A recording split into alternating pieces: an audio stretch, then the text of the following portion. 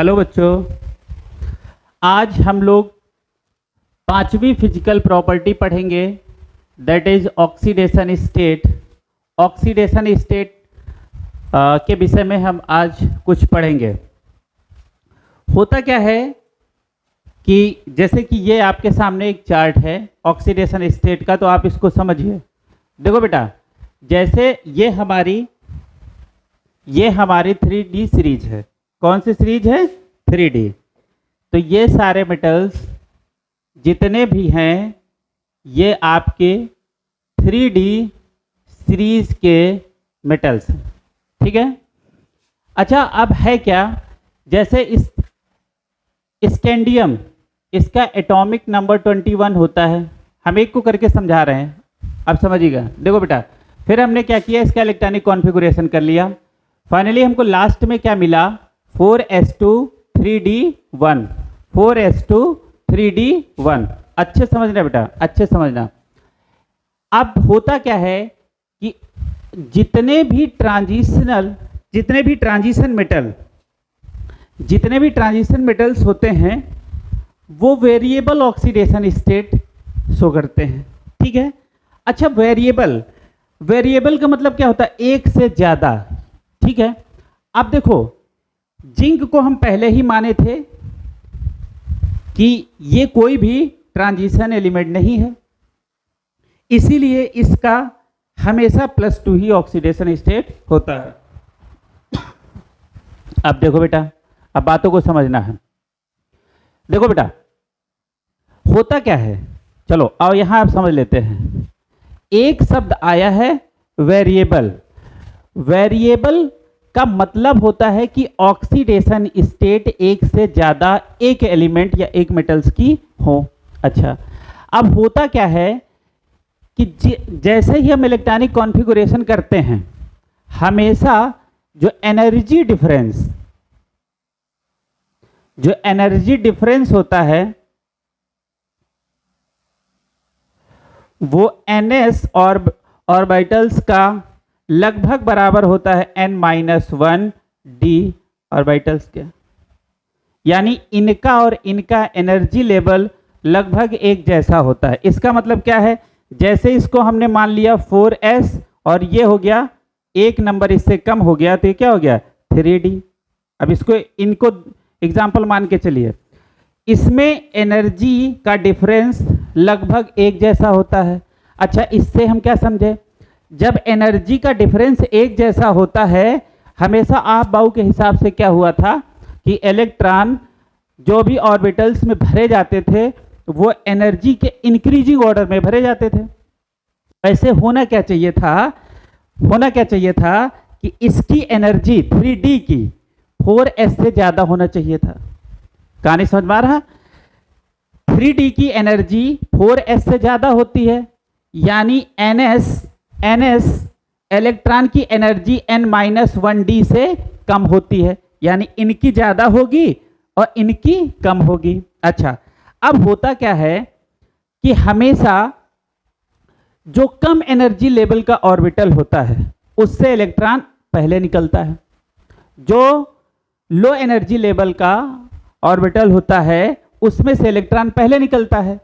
इसीलिए जब भी आपने देखा होगा, क्योंकि इसकी एनर्जी कम होती है, इसलिए जब भी इनके और इनकी बात आई हुई होगी तो हमेशा इलेक्ट्रॉन आपको यहां से निकलता हुआ दिखा होगा, ठीक है।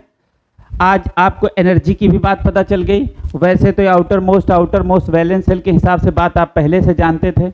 अच्छा, अब हुआ क्या, देखो बेटा, अब बहुत अच्छे से समझना।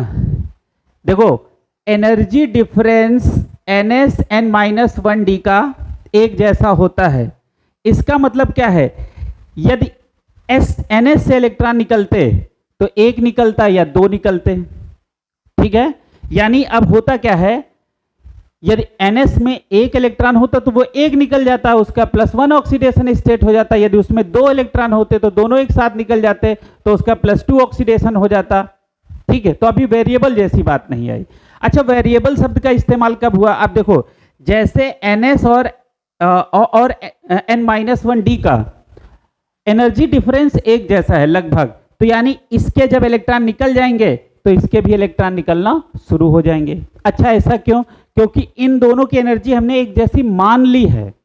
ठीक है, होता क्या है कि एनर्जी डिफरेंस इन दोनों का लगभग क्या होता है, एक जैसा होता है, यानी एनर्जी डिफरेंस जो होता है बहुत कम होता है। चलो अच्छा, इतनी बात समझ में आ गई। तो इसके कारण क्या होता है कि Ns के इलेक्ट्रॉन और N-1d के इलेक्ट्रॉन बॉन्ड बनाने में पार्टिसिपेट करते हैं।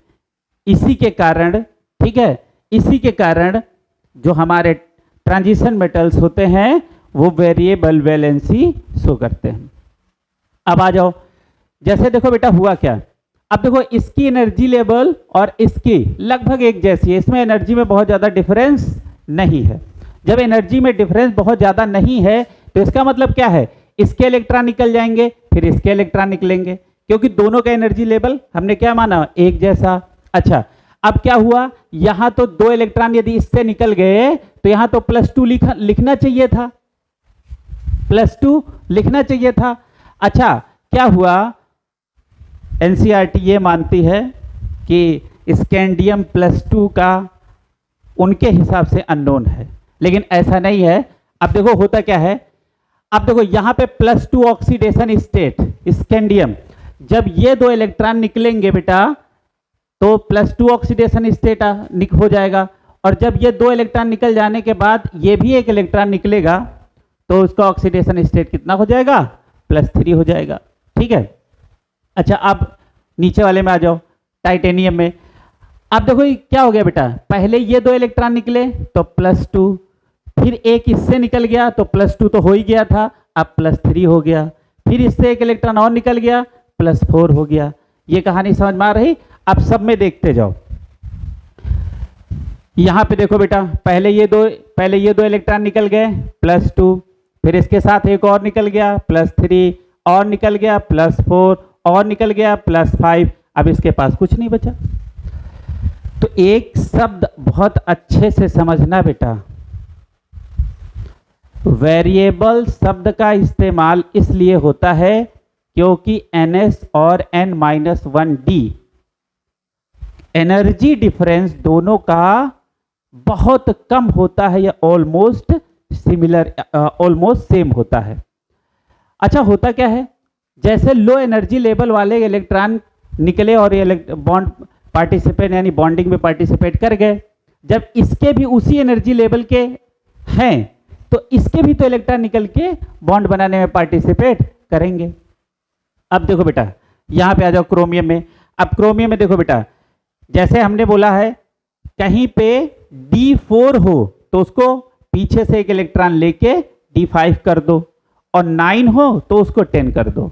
अब देखो बेटा, यहां पे क्या होना चाहिए, यदि वो इस स्टेट में है, यदि इस स्टेट में है तो कॉपर के S में तो एक इलेक्ट्रॉन है, तो यहां पे भी +1 ऑक्सीडेशन स्टेट का, सॉरी क्रोमियम का +1 ऑक्सीडेशन स्टेट होना चाहिए था।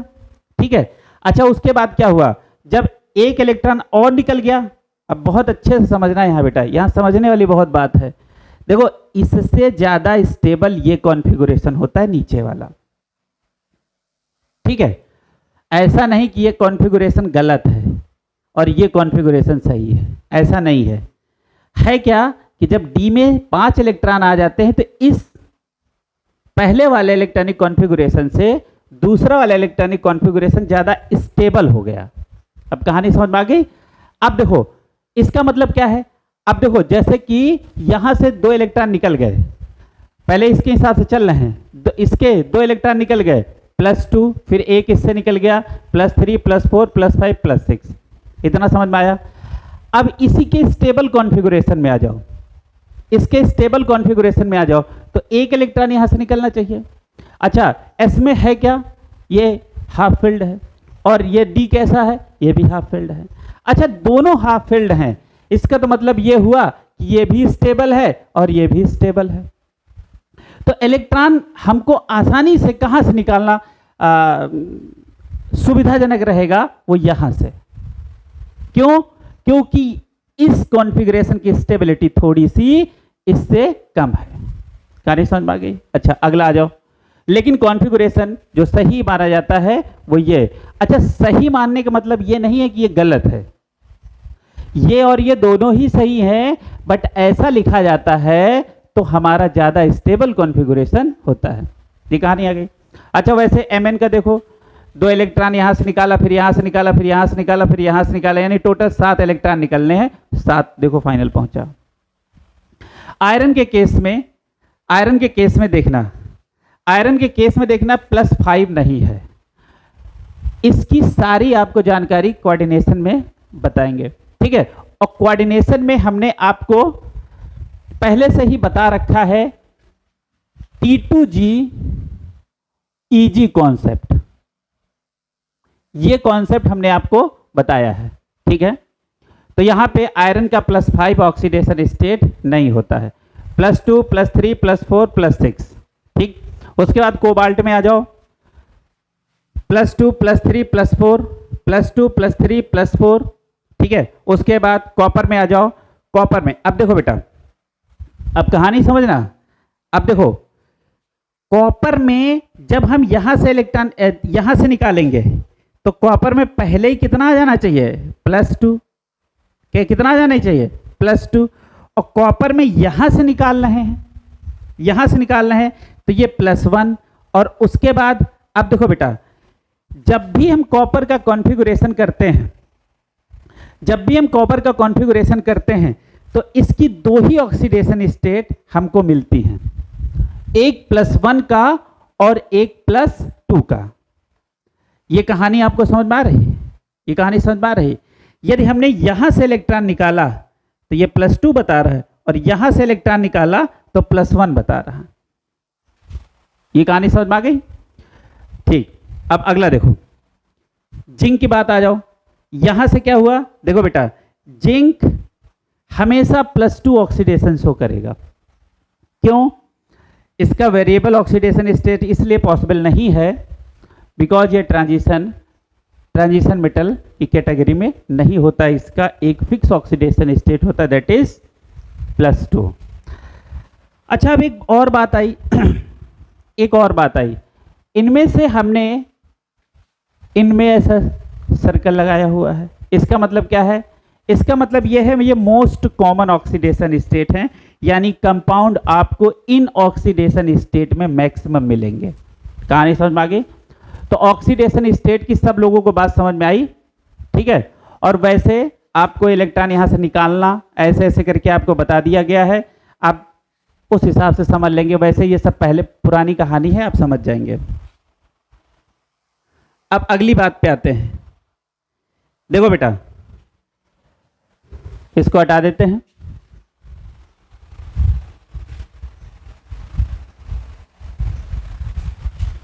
कुछ आपको स्टेबिलिटी लिखनी है, आप उनको लिख लीजिए।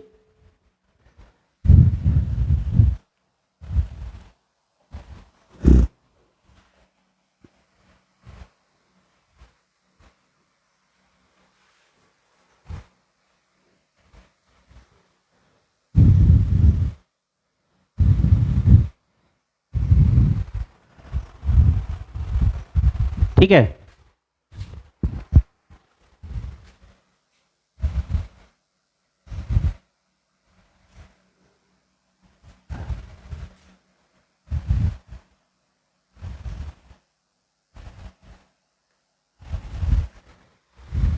चलो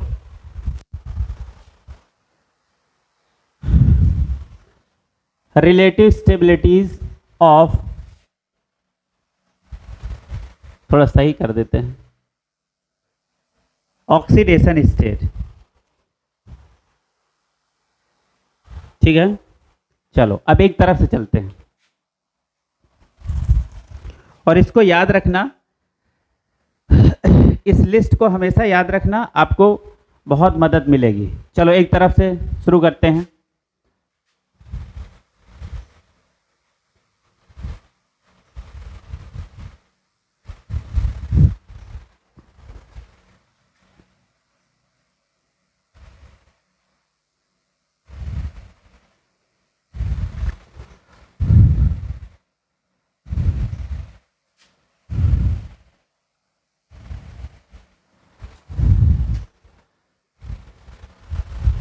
कारण अभी लिखवा देते हैं बेटा।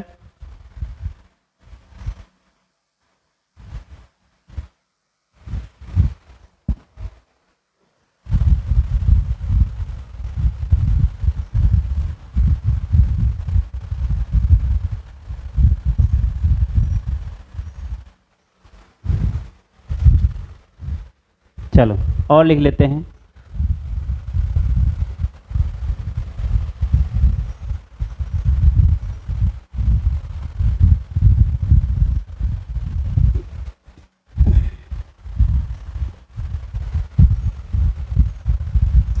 प्लेटिनम एक और देख लीजिए।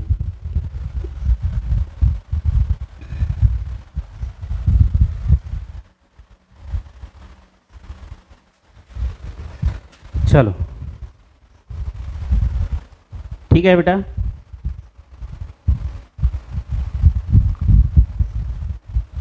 तो देखो बेटा, जैसे स्कैंडियम की बात करें, स्कैंडियम की दो ऑक्सीडेशन स्टेट थी, आपको मिली थी। बोले इसमें से ज़्यादा स्टेबल कौन है, तो आप +3 वाला ज़्यादा स्टेबल बताएंगे +2 से। वैसे टाइटेनियम का, वैसे वेनेडियम का, सबका हमने आपको ऑक्सीडेशन स्टेट, ठीक है, रिलेटिव स्टेबिलिटी हमने आपको ये बता दी है। ठीक है बेटा, आप इसके हिसाब से आप ध्यान से देखिएगा। ठीक, अच्छा इसका कारण क्या है? इसका कारण है noble gas configuration.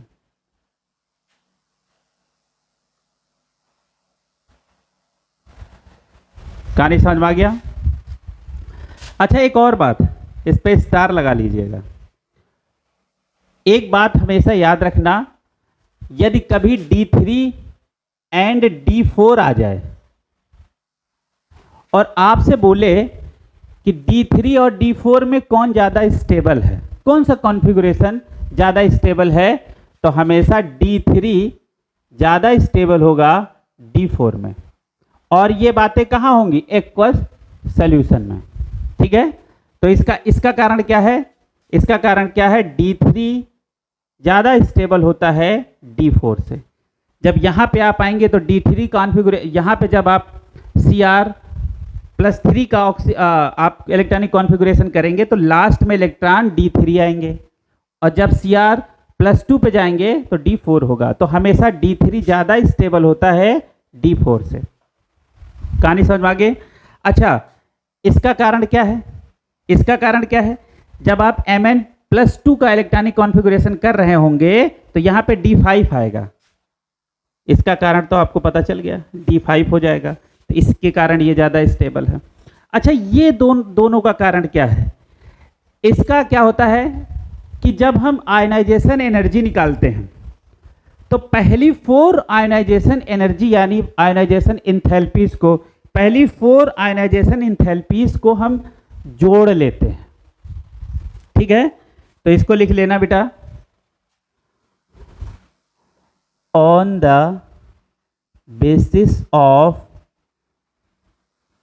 First 4 ionization enthalpies. कहानी समझ में आ गई? तो relative stabilities of oxidation state पता चल गया। तो हमेशा ये ज़्यादा स्टेबल होगा इससे, ये ज़्यादा स्टेबल होगा इससे, ऐसे करके आप सब लोग ध्यान से देखिएगा। ये बात आप सारे बच्चे बहुत ध्यान से स्टार लगा के आप इसको याद रखेंगे। जब भी आपका इलेक्ट्रॉनिक कॉन्फ़िगरेशन D3 आए और D4 आए, आपसे बोले ज़्यादा स्टेबल कौन है, तो हमेशा किसको बताइएगा? D3 को। ठीक है बेटा, अब अगली बात पे आते हैं। ठीक है, अब ऑक्सीडेशन स्टेट बेटा 2 तरीके की पाई गई, एक हायर ऑक्सीडेशन स्टेट, एक लोअर ऑक्सीडेशन स्टेट। कहानी समझ में आ गया? होता क्या है कि जब हम P ब्लॉक की बात करते हैं तो P ब्लॉक में भी हमको 2 तरीके का ऑक्सीडेशन स्टेट मिलती हैं, एक हायर ऑक्सीडेशन स्टेट और एक लोअर ऑक्सीडेशन स्टेट। ये तो सबको पता है ना। होता क्या है कि वहां पे इनर्ट पेयर इफेक्ट होता है, तो जो NS के इलेक्ट्रॉन होते हैं वो बॉन्ड बनाने में पार्टिसिपेट नहीं करते हैं, वो इनर्ट रहते हैं, यानी वो NS से इलेक्ट्रॉन नहीं निकलते हैं। जब इलेक्ट्रॉन निकलेगा ही नहीं तो बॉन्ड बनाने में पार्टिसिपेट करेगा ही नहीं। देखो इलेक्ट्रॉन निकला है, इट मीन्स क्या है कि वो बॉन्ड बनाने में पार्टिसिपेट कर रहा है, इस बात को समझना। अच्छा, अब एक बात आई कि हमारे पी ब्लॉक में भी हमको दो तरीके का ऑक्सीडेशन स्टेट मिला, एक हायर ऑक्सीडेशन स्टेट मिला, एक लोअर ऑक्सीडेशन स्टेट मिला। अच्छा, अगली बात, वैसे ही हमको डी ब्लॉक में तो भर भर के ऑक्सीडेशन स्टेट मिला मतलब हमको बहुत सारे ऑक्सीडेशन स्टेट मिले, वेरिएबल ऑक्सीडेशन स्टेट हैं, ठीक है। तो इसका मतलब क्या है कि अब वेरिएबल की बात ना करें, एक लोअर ऑक्सीडेशन और एक हायर ऑक्सीडेशन।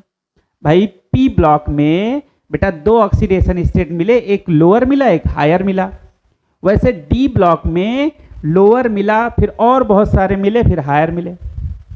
तो हमें जब किसी को कंपेयर करना होता है तो उनकी दो बातों को एक साथ देखते हैं, जैसे हायर लोअर, फिर हायर लोअर। अच्छा, बीच की बात, क्योंकि पी ब्लॉक वाले मेटल्स जितने भी एलिमेंट्स हैं, मेटल्स बोलना उचित नहीं क्योंकि वहां मेटल, नॉन मेटल, मेटलॉइड सब कुछ भरा पड़ा है, ठीक है।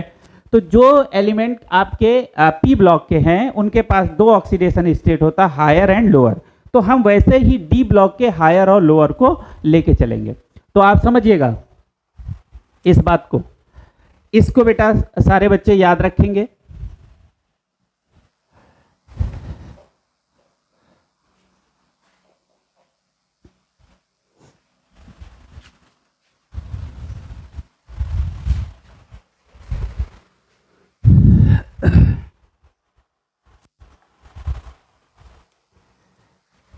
देखो बेटा, इन पी ब्लॉक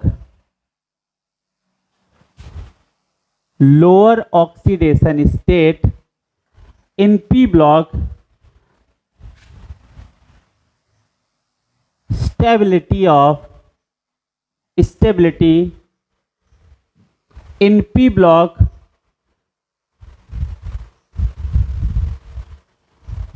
फिर से लिखते बेटा, in P block stability of lower oxidation state increases, ठीक है, increases down the group। अब हुआ, in P block stability of lower oxidation state increases down the group। कहानी समझ में आ गया। वैसे ही ठीक है, in D block stability of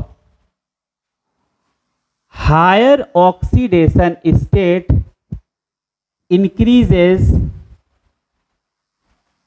down the group।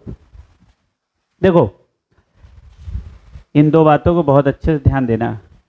P block में जो लोअर ऑक्सीडेशन स्टेट होता है, जब हम डाउन द ग्रुप ऊपर से नीचे जाते हैं तो उसकी स्टेबिलिटी बढ़ती है, ठीक है। वैसे ही डी ब्लॉक में जो हायर ऑक्सीडेशन स्टेट है उसकी स्टेबिलिटी डाउन द ग्रुप बढ़ती है। इसका मतलब क्या है, इसका मतलब क्या है कि यहां का जो हायर ऑक्सीडेशन स्टेट है डाउन द ग्रुप उसकी स्टेबिलिटी घटती है, और वैसे ही डी ब्लॉक का आप समझ लीजिए। कहने का मतलब क्या है भाई, इसकी हमने हायर लोअर, पी ब्लॉक की हायर और लोअर और डी ब्लॉक की हायर लोअर दोनों को लेके हमने कंपेयर किया बेटा। तो इसकी लोअर को हमने समझ लिया, इसकी हायर को हमने समझ लिया, ठीक है। अच्छा, होना क्या चाहिए, अब देखो बेटा इसका मतलब क्या है कि जो पी ब्लॉक के एलिमेंट्स हैं और डी ब्लॉक के एलिमेंट्स हैं, इनमें बहुत कुछ अलग अलग है। नहीं तो ऐसी ही यही प्रॉपर्टी इनको भी फॉलो करनी चाहिए थी, ठीक है, लेकिन ये फॉलो नहीं कर रहे हैं। अब कहानी समझ में आ गया। ये बात सारे बच्चों को पता होना चाहिए, किसमें हम और आगे नहीं जा रहे हैं। ये होता है inert pair effect. Inert pair effect के कारण क्या होता है, पी ब्लॉक के जितने भी एलिमेंट होते हैं उनके पास दो ऑक्सीडेशन स्टेट होती हैं। अच्छा, अब यहां आ जाते हैं, जैसे एक एग्जाम्पल ले लेते हैं,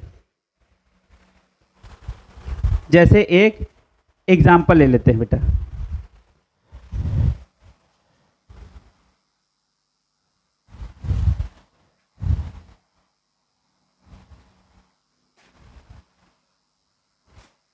तीन ऑक्साइड हमने ले लिए, ठीक है। अब तीनों को ऑक्सीडेशन स्टेट निकालो। तो क्रोमियम कितना हो जाएगा, +6 +6 और +6। हमने अभी आपसे एक बात की है कि जब हम देखो, ये आप इस बात को समझना, ये ऐसे हैं ग्रुप में, ठीक है।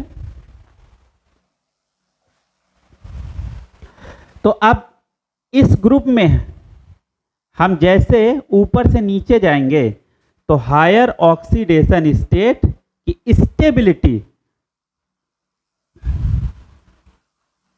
Stability of higher oxidation state increases. बता बेटा, इतना समझ में आया? ठीक है, पढ़ाई अच्छे से करो, चीज़ों को समझो। सिर्फ ऑक्सीडेशन स्टेट का एक छोटा सा वीडियो बना के, है ना, मसाला डाल देना यूट्यूब पे अच्छी बात नहीं है, ठीक है। आप उसके विषय में जितने भी आपके सवाल बनते हैं आपको सब पे चर्चा करनी पड़ेगी, ठीक है। तो आप चलो इसकी बात कर लेते हैं। इसका मतलब क्या हुआ बेटा, अब तीनों को बहुत ध्यान से देखो। इसका मतलब क्या हुआ कि डाउन द ग्रुप, तो ऐसे है ना, ये डाउन द ग्रुप, देखो ये डाउन द ग्रुप, या हम इसको ऐसे लिख दें, ठीक है। देखो ये सबसे नीचे है, इसका मतलब ये सबसे ज्यादा स्टेबल होगा, ठीक है। ये उसके ऊपर, तो डाउन द ग्रुप क्या हुआ, हायर ऑक्सीडेशन स्टेट की स्टेबिलिटी कैसी हुई, इंक्रीज हुई, ठीक है। तो ये किसकी बात हो गई, ये तो ग्रुप की बात हो गई, ठीक है। सारे बच्चे बहुत ध्यान से इसको लिखो।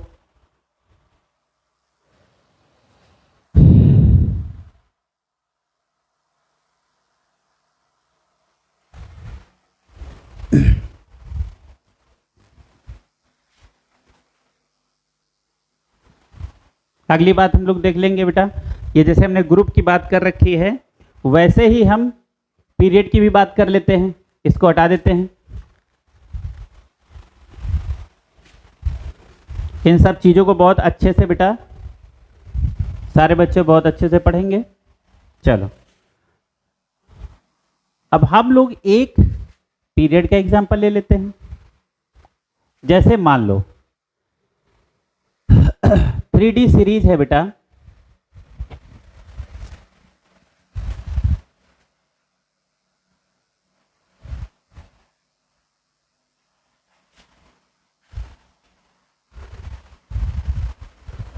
ये है, ठीक है। ये पीरियड की बात चल रही है।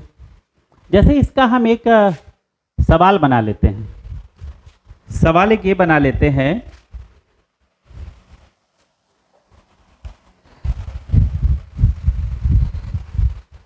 कि इनके ऑक्सीडेशन स्टेट के हिसाब से स्टेबिलिटी को बताना है। तो arrange the following in decreasing order of stability. अब देखो कैसा है, जैसे VO3 माइनस, पहला हमने ले लिया CrO4 -2 या 2 माइनस, वही बात है, और MnO4 माइनस। इनकी स्टेबिलिटी को अरेंज करना है, ठीक है। देखो हम हायर की बात कर रहे हैं, ठीक। अच्छा लोअर तो आप जानते ही हो, इसका लोअर, इसका लोअर, इसका लोअर, ठीक है। लोअर ऑक्सीडेशन स्टेट तो आप जान ही रहे हो, है ना, सबका +2 ही होता है। सबका कैसा होता है, +2 होता है, ठीक। अब चलो अगली बात कर लेते हैं। क्रोमियम का +1 हो सकता है, वो आप समझ गए हो ना, जब S1 ठीक है, और D4, ठीक। और जब वो D5 हो गया, चलो अब कितने समझदार हो। चलो बेटा, लोअर ऑक्सीडेशन स्टेट नहीं, अब सबका ऑक्सीडेशन स्टेट निकालो। इसका ऑक्सीडेशन स्टेट कितना होगा, +7, आप लोग निकाल ही लोगे, ठीक है। इसका कितना होगा बेटा, +6, और इसका कितना होगा, +5। बताओ क्या इतना समझ में आया।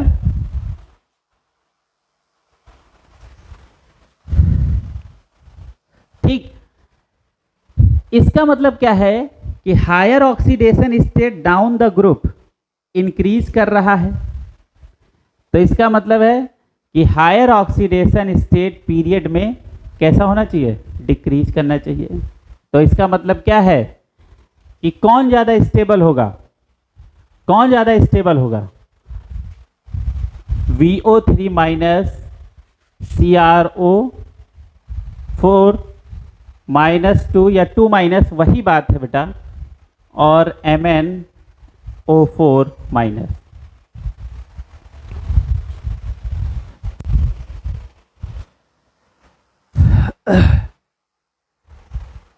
ठीक है, on moving down the group, of stability of higher oxidation state increases, and if we move from left to right in a period, stability of higher oxidation state decreases।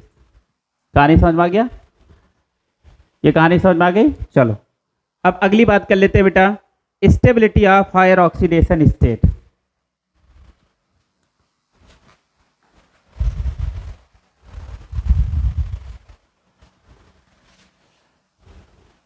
इसी के अंदर और पढ़ लेते हैं।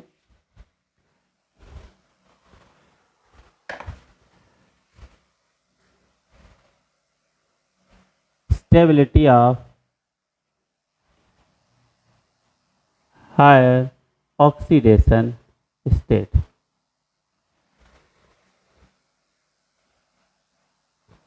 चलो ये पढ़ लेते हैं। देखो बेटा,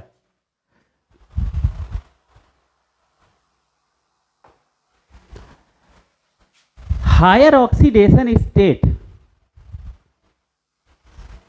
ज्यादा स्टेबल होता है या तो ऑक्सीजन के साथ या तो फ्लोरीन के साथ, ठीक है।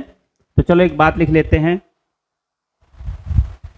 लिखो बेटा, higher oxidation state, higher oxidation state stable with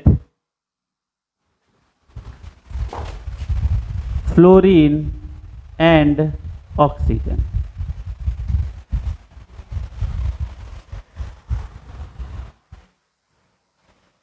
lower oxidation state stable with, किसके साथ स्टेबल होगा, आयोडीन,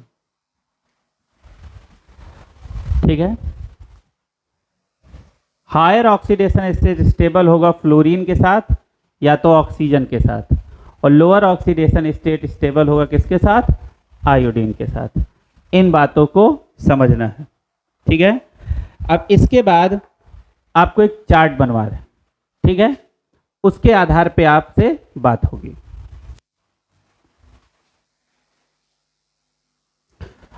बच्चों अभी आपको ये बताया गया है कि हायर ऑक्सीडेशन स्टेट या तो ऑक्सीजन के साथ और या तो फ्लोरीन के साथ स्टेबलाइज करती है। देखो ये जो डी ब्लॉक के मेटल हैलाइड्स हैं, और ये आप ये समझ रहे हो ना कौन सी ये सीरीज है, ये 3D सीरीज है, 3D सीरीज। अब यहाँ कुछ बातें आपको सीखनी है। देखो बेटा, आप तो जानते हो सबसे ज़्यादा ऑक्सीडेशन स्टेट किसका होता है, Mn का। वो क्या होता है, +2 से लेके +7 तक के सारे ऑक्सीडेशन स्टेट शो करता है। हर ऑक्सीडेशन स्टेट में वो सब कुछ बना ले ये पॉसिबल नहीं है। किसी का ऑक्साइड बनता है तो हाइलाइड नहीं बनता, किसी का हाइलाइड बनता है तो क्या होता है ना, ऑक्साइड नहीं बनता। अब ये सारी चीजें यहाँ पे लिखी गई हैं, इनको पढ़ने से पहले सबसे पहले इस बात पे आप ध्यान दीजिए, जहां जहां मैंने X लिखा है वहां फ्लोरीन से लेकर आयोडीन तक कुछ भी होगा। जहां जहां इसमें हमने X लिखा है तो वो X fluorine, chlorine, bromine, iodine कुछ भी हो सकता है। जहां पे हमने X1 लिखा है वो फ्लोरीन से लेके ब्रोमीन तक कुछ भी हो सकता है। जहां पे हमने X3 लिखा है, ठीक है, वो फिर से एक बार बता देते हैं, जहां X लिखा है वो फ्लोरीन टू आयोडीन कुछ भी हो सकता है। जहां 1 लिखा है फ्लोरीन से ब्रोमीन तक कुछ भी हो सकता है। जहां सेकेंड लिखा है वो या तो फ्लोरीन होगा और या तो क्लोरीन होगा। जहां पे हमने 3rd लिखा है वो क्लोरीन टू आयोडीन कुछ भी होगा। तो सबसे पहली मुद्दे वाली बात है, इस पे ध्यान देना और चीजें तो याद रहेंगी, इस पे ध्यान देना। जहां सेकेंड लिखा है, जहां सेकेंड लिखा है, और इसका सेकेंड वाले का एक एग्जाम्पल ये बहुत इंपॉर्टेंट है, ये ठीक है, इसके लिए भी हम लोग बात करेंगे। ठीक, अब देखो होता क्या है बेटा,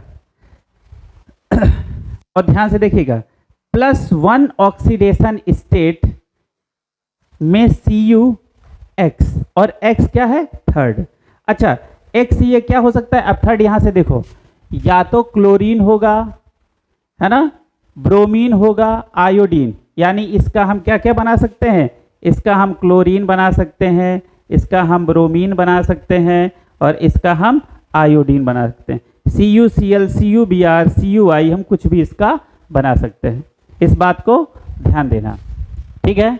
क्लोरीन से लेके आयोडीन तक हम कुछ भी बना सकते हैं, CuF नहीं बनेगा। अच्छा, अब अगली बात ध्यान दो, +2 ऑक्सीडेशन स्टेट में, चलो ऐसा करते हैं, हम एक एक एलिमेंट के लिए बात करते हैं। अच्छा देखो बेटा, कोई भी हैलाइड स्कैंडियम का नहीं बना, ठीक। अब आ जाओ टाइटेनियम में, आ जाओ टाइटेनियम में TiX4। अच्छा, X क्या है, X क्या है, क्लोरीन से लेके आयोडीन तक कुछ भी, ठीक है, फ्लोरीन से लेके आयोडीन तक कुछ भी, चाहे इसका फ्लोराइड बना लो, क्लोराइड बना लो, ब्रोमाइड बना लो, आयोडाइड कुछ भी बना लो। और TiX3, अब यहाँ पे भी आप फ्लोरीन, क्लोरीन, ब्रोमीन, आयोडीन कुछ भी बना सकते हो। यहाँ पे ध्यान देना, ये 3rd आ गया है। 3rd का मतलब क्या है बेटा, या तो इसका क्लोराइड बनेगा, ब्रोमाइड बनेगा, आयोडाइड बनेगा, ठीक है, इसका फ्लोराइड नहीं बनेगा।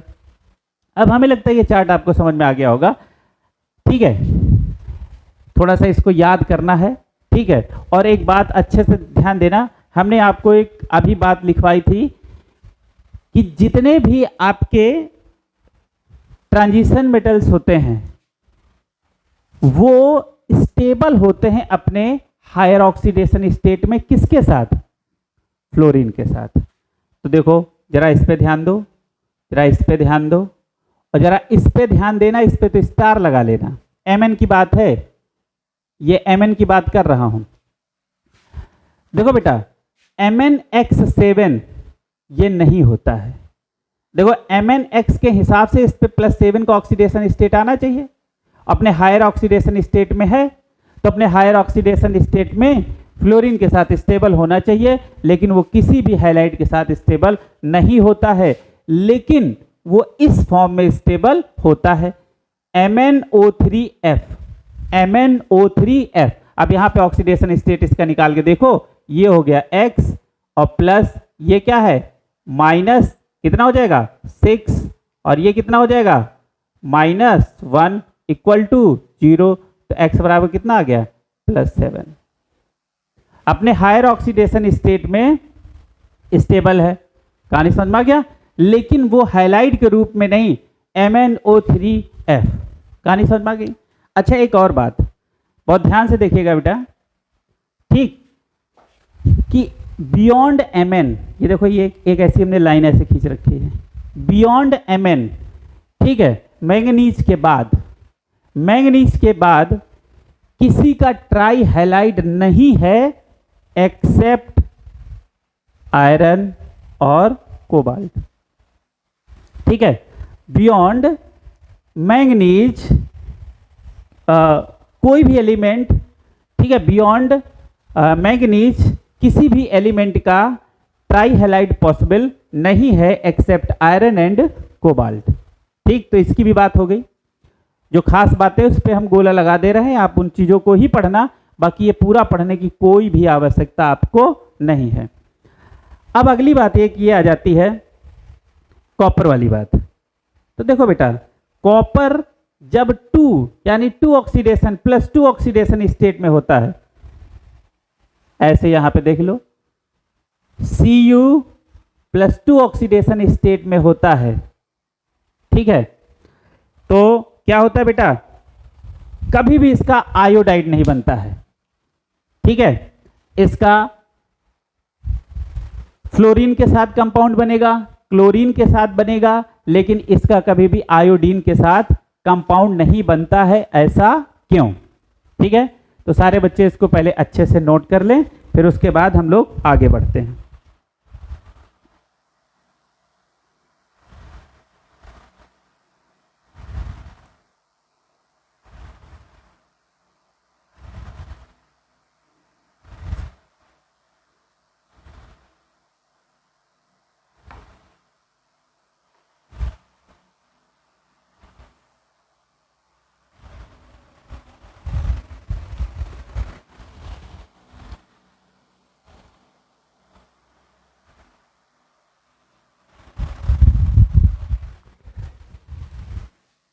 अब इसको हम बात कर लेते हैं, इसके लिए कुछ बात कर लेते हैं। ये कॉपर 2+ के लिए कुछ बात कर लेते हैं।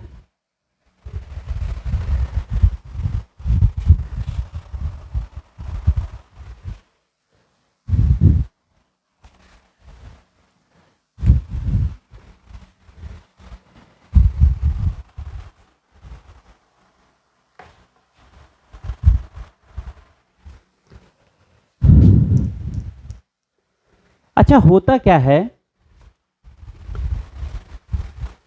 कि जितने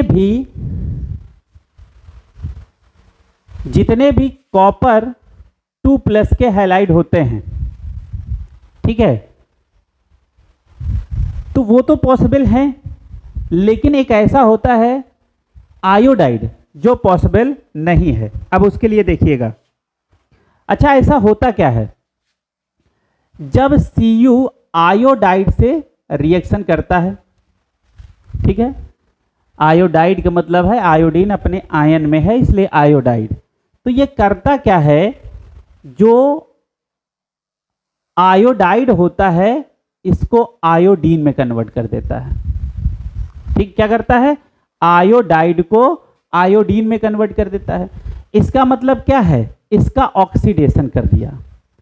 कहानी समझ में आ गई? चलो इसका एक कंपाउंड के साथ रिएक्शन लिख लेते हैं। जैसे ये रिएक्शन आप सारे बच्चे बहुत दिनों से पढ़े होंगे, +Ki। जब Cu2+ यानी Cu2+ की रिएक्शन Ki के साथ होती है तो ये बना लेता है Cu2I2, ठीक है, और +I2 और +K+, कहानी समझ में आ गई? तो अब क्या हुआ, अब जब ये इसके साथ रिएक्शन करके तो इसको Cui बना लेना चाहिए। अच्छा, आप यहां तो नहीं कंफ्यूज हो रहे हैं कि यहां कंफ्यूज हो रहे हैं, यहां Cui अपने +1 ऑक्सीडेशन स्टेट में है। कहानी समझ में आ गई? अपने +1 ऑक्सीडेशन स्टेट में है। इसका 2x और इसका +2, एक आयोडीन -1 तो 2 -2 = 0। तो यहाँ पे x कैसा हो गया, x कैसा हो गया 2/2 यानी +1। यहाँ पे आयोडीन अपने +1 ऑक्सीडेशन स्टेट में है। ऐसा मत सोचिएगा कि यहाँ 2+ में है, ठीक है। कभी भी 2+ में कॉपर भी जब अपने +2 ऑक्सीडेशन स्टेट में होता है तो कभी भी आयोडीन के साथ रिएक्शन नहीं करता है, क्योंकि वो आयोडाइड को आयोडीन में कन्वर्ट कर देता है। ये क्या कर रहा है, इसको ऑक्सीडाइज कर रहा है। ठीक, सारे बच्चे बहुत ध्यान से देखेंगे।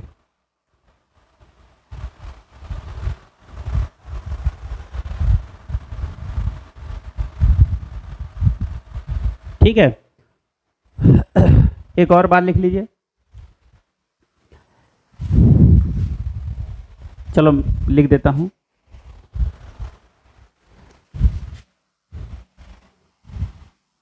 मेनी Cu प्लस, ठीक है, या Cu मेनी हटाओ, Cu प्लस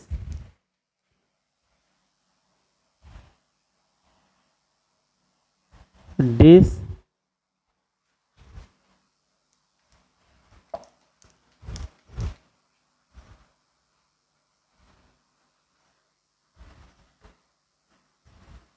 ठीक है, Cu प्लस सो डिसप्रपोर्शनेशन, इसका मतलब क्या होता है? डिसप्रपोर्शनेशन का मतलब क्या होता है? जब किसी भी कंपाउंड का या किसी भी मॉलिक्यूल, किसी भी कंपाउंड का सेम एटम ऑक्सीडाइज हो और वही सेम एटम रिड्यूस भी हो, तो ऐसे रिएक्शन का नाम क्या होता है? Disproportionation reaction. चलो इसका एक एग्जांपल लिख लेते हैं, इसका एक एग्जांपल लिख लेते हैं बेटा। क्या लिखेंगे? जैसे 2Cu प्लस, तो ये कन्वर्ट हो जाएगा Cu2 प्लस प्लस Cu में। अब देखो Cu +1 ऑक्सीडेशन स्टेट में था, +2 में चला गया, तो +1 से +2 क्या हुआ? क्या हुआ बेटा? ऑक्सीडेशन। और +1 से 0 क्या हो गया? रिडक्शन। तो ये क्या हो गया? ऑक्सीडेशन। ये क्या हो गया? रिडक्शन। कहानी समझ में आ गया? तो देखो एक ही एटम का ऑक्सीडेशन हो रहा है, उसी का रिडक्शन हो रहा है, इसके लिए इस रिएक्शन का नाम क्या हो जाता है? इस पूरी रिएक्शन का नाम क्या हो जाता है? Disproportionation reaction. ठीक है, एक और बात, इन एक्वस मीडियम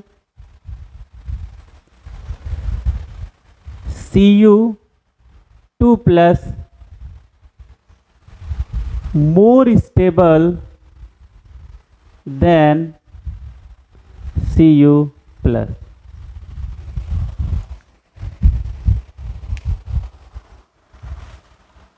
ठीक है,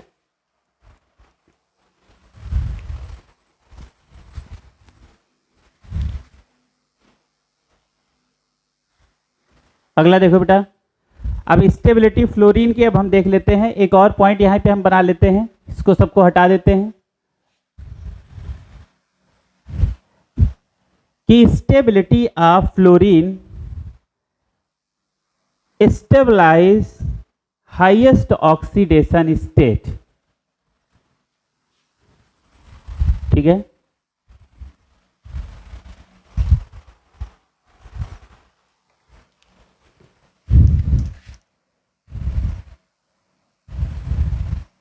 the ability of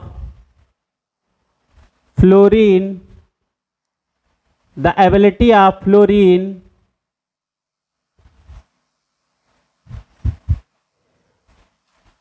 to stabilize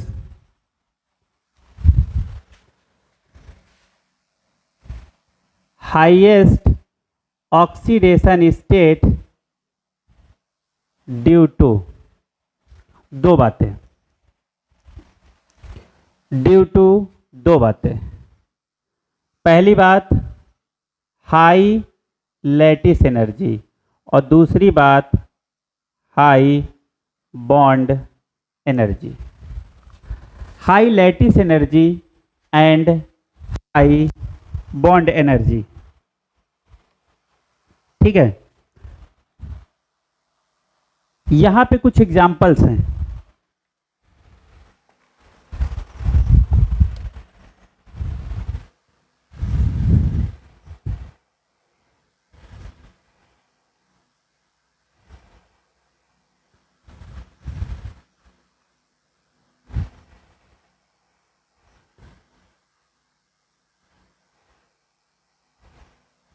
ठीक है बेटा,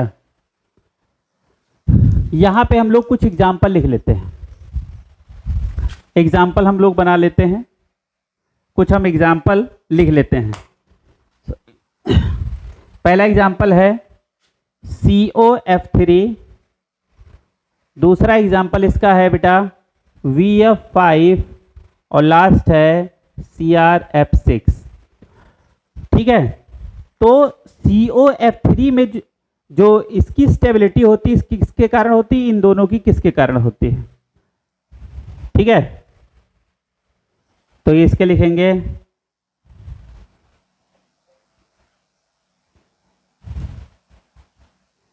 stabilise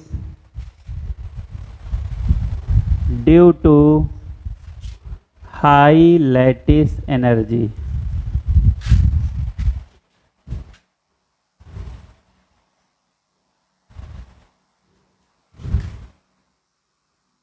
due to high bond energy. देखो COF3 स्टेबलाइज है, ठीक है, COF3 स्टेबलाइज है हाई लैटिस एनर्जी के कारण। VF5 CrF6 ये स्टेबलाइज है due to high bond energy. कहानी समझ में आ गई। अब बेटा अगली कुछ बात कर लेते हैं। अगली बात देख लेते हैं बेटा। देखो बेटा यहां पे एक स्टार लगा के बात लिख लो, जो लिखो बेटा यहां पे accept VF5, accept VF5 all other. अच्छा यहां दिख नहीं रहा होगा,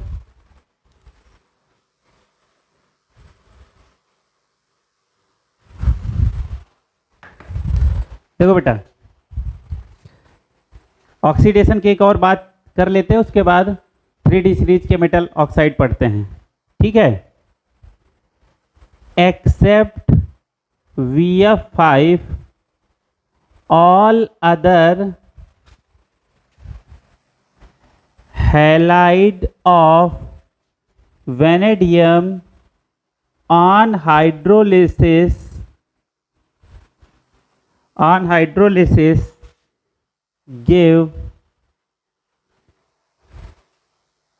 give oxohalide, that is VOX3।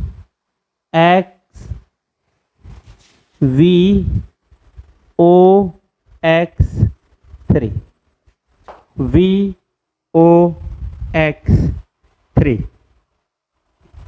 ठीक है, तो इस बात को हटा देते हैं, ये इंपॉर्टेंट पॉइंट है। कोई भी हैलाइड, ठीक है, वेनेडियम का ऑक्सो हैलाइड नहीं देता है, सारे हैलाइड देते हैं, सिर्फ फ्लोरीन के साथ जो हैलाइड वेनेडियम का बनता है उसकी हाइड्रोलिसिस पॉसिबल नहीं है, तो इसको हटा देते हैं। अब आ जाते हैं बेटा 3D सीरीज के मेटल ऑक्साइड। अब यहाँ पे आपको कुछ खास बातें याद रखनी है, को बहुत ज़्यादा याद नहीं रखना है। देखो जैसे कैसे कंपाउंड बनता है ये सारे बच्चे जानते हैं, है ना, इनकी टोपी उनका सर करके बताया था। जैसे मान लो ऑक्साइड बनाना है, ठीक है, स्कैंडियम का, स्कैंडियम अपने किस ऑक्सीडेशन स्टेट में होगी तब उसने ये बनाया होगा, स्कैंडियम क्या होगा 3 में, और ऑक्सीजन तो होता ही किस में 2 में, -2 में।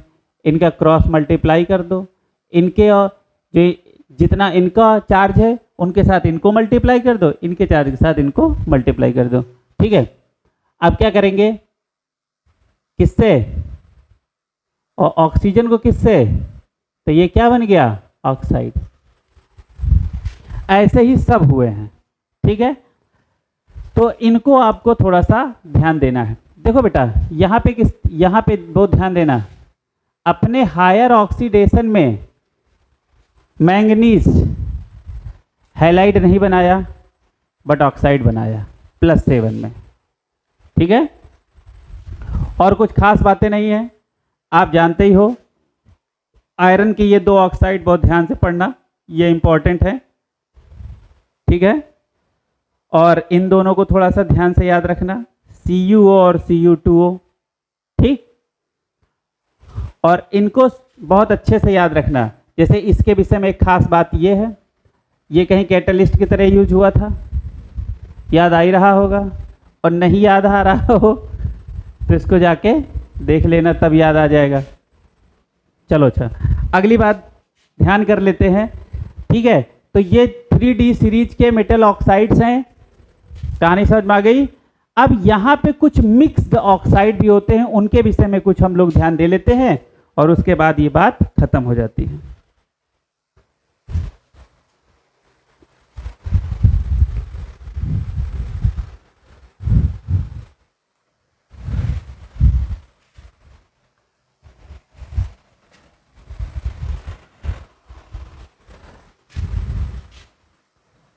मिक्स्ड ऑक्साइड,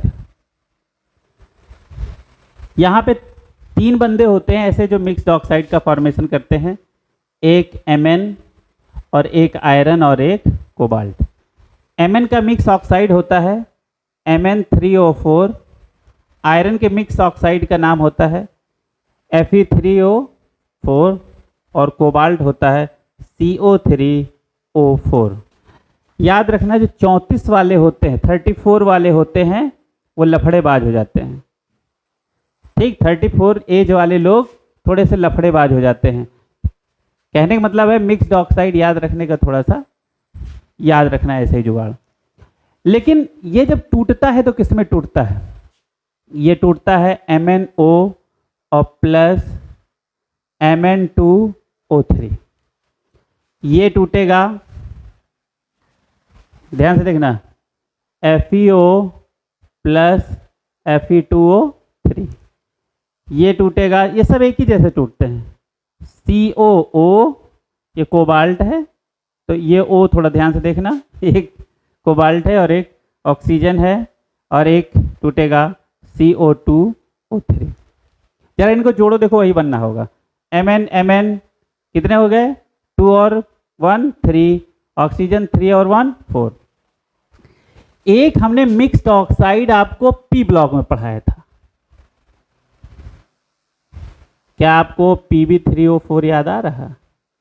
लेकिन वो ऐसे नहीं टूटेगा, वो PbO प्लस PbO2 में टूटेगा। अच्छा चलो, इसके विषय में कुछ बात कर लेते हैं। बाकी सबका ऑक्सीडेशन स्टेट तो निकाल ही लोगे, ठीक है। इसको नीचे लिख लेते हैं। देखो कभी भी आपसे ये पूछे, देखो यहाँ पे एक सवाल कैसा बनेगा वो जरा ध्यान से देखो। पूछेगा कि Fe3O4 में आयरन का ऑक्सीडेशन स्टेट बताओ, तो आप तुरंत क्या कहे? आपने तुरंत 3x रखा, सॉरी हाँ ठीक 3x रखा, और उसके बाद +-8 रखा, ठीक, और सीधे आपने x बराबर क्या कहा कि +8/3 होगा, जो कि नहीं होता है, जो कि नहीं होता है। अब होता क्या, ये मिक्स्ड ऑक्साइड है तो पहले ये टूटेगा, यानी इसके अंदर 2 तरीके की ऑक्सीडेशन स्टेट छिपी हुई हैं, तो ये टूटेगा FeO में और प्लस Fe2O3। अब आप यहां से निकालो, यहां का ऑक्सीडेशन स्टेट कितना हो जाएगा?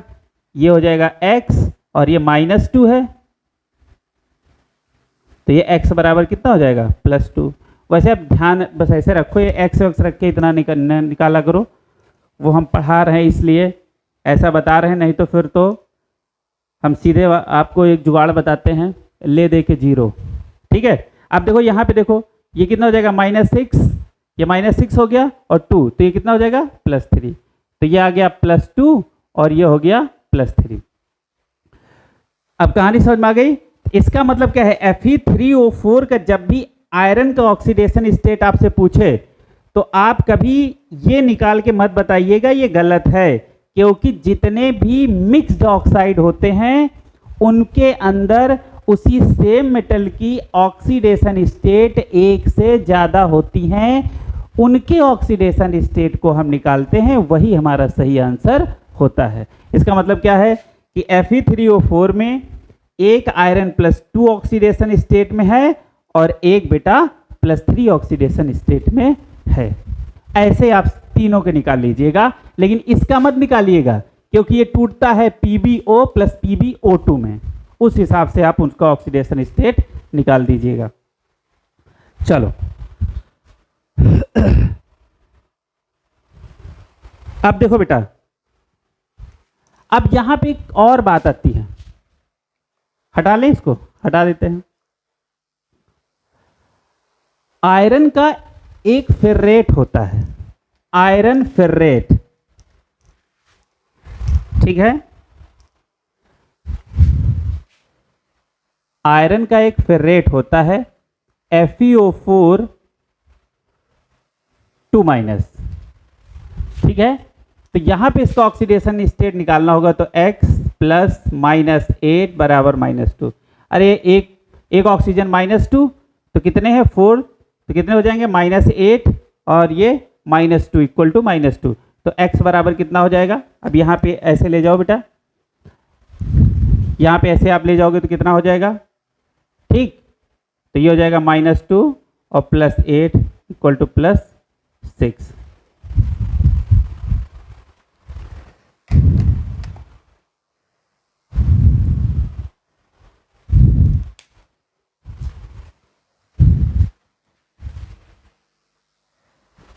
एक और बात देख लेते हैं बेटा,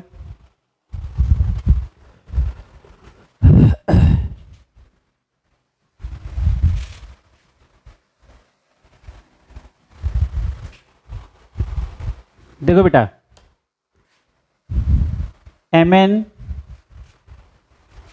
पूछा जाए कि फ्लोरीन के साथ कौन सा कंपाउंड बनाता है, तो ये बनाता है MnF4, ठीक है। और पूछा जाए ऑक्सीजन के साथ कौन सा कंपाउंड बनाता है, तो Mn2O7, Mn2O7। कहानी समझ में आ गई। इसका मतलब क्या है कि देखो ये भी आप और ये हमने आपको लिखवाया था कि जितने भी हाइलाइट होते हैं वो हायर ऑक्सीडेशन स्टेट में स्टेबलाइज होते हैं, तो इसके साथ 7 वाला कोई कंपाउंड नहीं बनता है, ये हम आपको पहले बता चुके हैं। यानी MnX7 का कोई कंपाउंड नहीं बनता है। यदि +7 ऑक्सीडेशन स्टेट में इसको बनाना है तो कौन सा बनाना पड़ता है, MnO3F, ये कंपाउंड होता है, ठीक। देखो यहां से देखो तो ये +7 और यहां से देखो तो ये +7, तो अपने हायर ऑक्सीडेशन स्टेट में इसमें स्टेबल है, ठीक है, या तो अपना ऑक्साइड बनाता है। अब स्ट्रक्चर आप इसका सिर्फ देख लो, बाकी सब हो गया, ठीक है। जैसे ये MnO और इसमें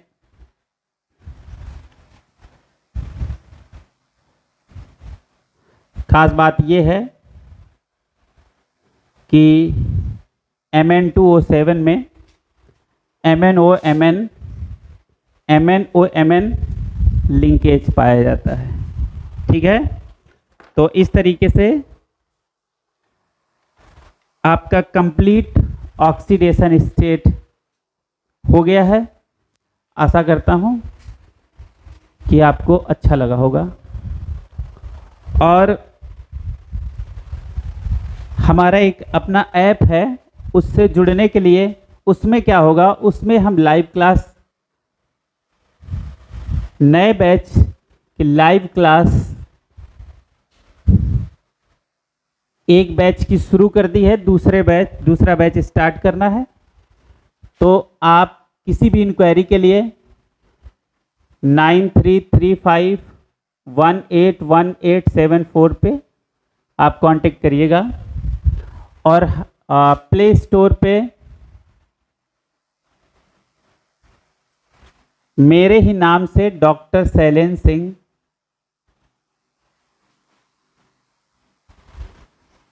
डॉक्टर शैलेंद्र सिंह के नाम से एक एप्लीकेशन है, ये ऐप डाउनलोड कर लीजिएगा। जब आप ये डाउनलोड करेंगे तो इस पर एक लोगो लगा होगा, समर्पण, ठीक है, समर्पण के नाम का लोगो लगा है। डॉक्टर शैलेंद्र सिंह के नाम से आप गूगल प्ले स्टोर पे क्या करेंगे, सर्च करेंगे तो आपको पहले ही नंबर पे मिल जाएगा, आप डाउनलोड कर लीजिएगा। तो उससे आप हमसे डायरेक्ट जुड़ जाएंगे और अपने नीट की और जेई की अच्छे से तैयारी कर पाएंगे। क्योंकि बेटा सिर्फ कुछ चीज़ों के चुटके बना के अच्छा करा देने से कुछ नहीं होता है। अब आप समझिए कि ऑक्सीडेशन स्टेट को पूरा ख़त्म करने में लगभग 1 घंटे के आसपास का टाइम लगा। ठीक है, तो इस चीज़ को थोड़ा सा आप समझेंगे और इन नंबर पे या इस ऐप के थ्रू आप हमसे जुड़ेंगे और हमारे चैनल को थोड़ा सा ज़्यादा सा प्यार दें बेटा। ठीक है, थैंक यू।